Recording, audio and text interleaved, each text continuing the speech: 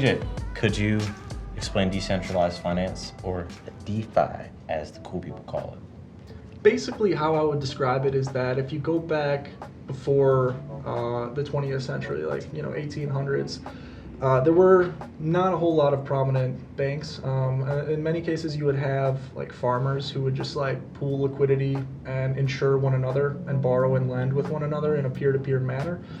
Then if you zoom out, the 20th century was basically a 100-year bull market for financial intermediaries. That's when the Charles Schwabs, the JP Morgans of the world were created.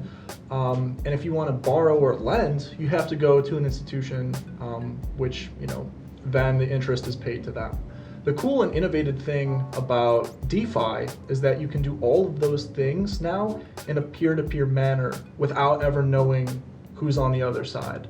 So for instance, if I wanted to borrow money, I could go to a decentralized financial app like Aave, for example, is one of the most prominent.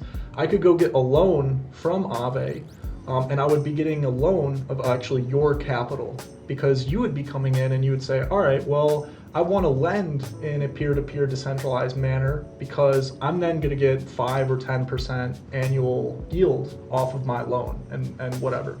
So essentially, you're just eliminating the intermediaries and you're doing what Uber did to the taxi industry, except now we're doing it on a whole nother level where you're eliminating banking intermediaries. So if you zoom out and you look at this from like a 100-year macro trend, I think it's very obvious like where society is heading in terms of like banking and capital structures moving forward. And DeFi is going to be a huge part of that. Got it. So it's not only do you eliminate the middleman and you just make it easier, but it's also, I assume it's like easier to do and it doesn't cost as much, right?